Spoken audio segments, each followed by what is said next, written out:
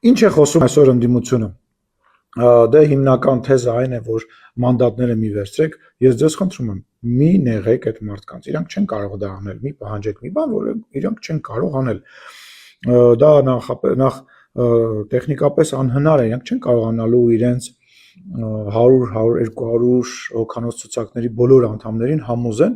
որպեսզի նրանք հրաժարվեն դեպուտատ դառնան։ Այդքան փող են ծախսել մարդիկ, այդքան սխեմաներ են աշխատացրել, այդքան մարդիկ բանտում են հայտնվել ու դեռ հայտնվելու են, ոնց իրանք մանդատները չվերցնեն։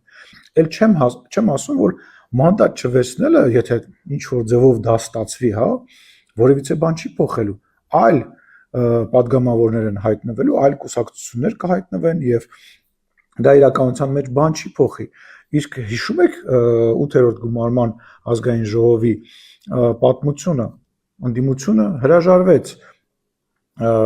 տարբեր պաշտոններից, Դոնթի բանաձևով իրենց հասանելի ազգային ժողովի հանձնաժողովների ղեկավարների, հանձնաժողովների տեղակալների, ղեկավարների տեղակալների պաշտոններից եւ ինչ եղավ, ոչ մի բան, ազգային ժողովը կշարունակի եւ շարունակելու է աշխատել։ Թեպետ հետաքրքիր է, թե ոնց է օրինակ Հայաստան դաշինքը, այսինքն ինչ երեսով է, անի ինչ է դնելու, որ 8-րդ գումարման ազգային ժողովում իրանք չեն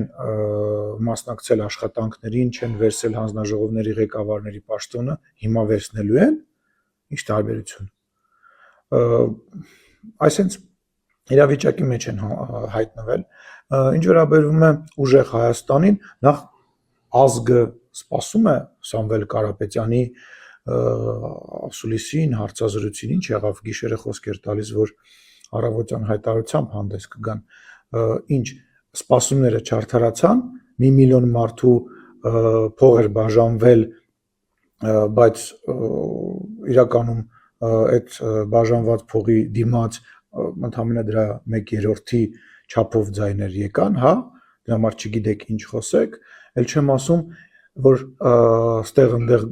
գորգռում էիք, ինչ ենք ունենալու մենք 10 օր հետո, 29 մանդատ եք ունենալու դուք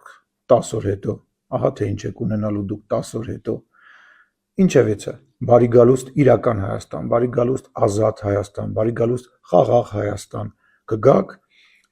միասին կքննարկենք, թե ով որ կաբինետում է նստելու ազգային ժողովում, խոստանում եմ ամեն ինչ անել, որ լավ կաբինետներ ունենաք, կաշխատենք միասին, Նարեկ Կարապետյանը կլինի խմբակցության ղեկավար, եթե գա իհարկե ազգային ժողով, կամ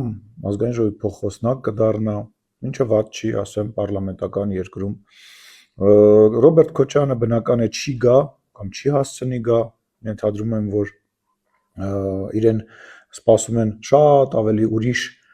տեղերում, որտեղ ինքը վաղուց պետք է լիներ,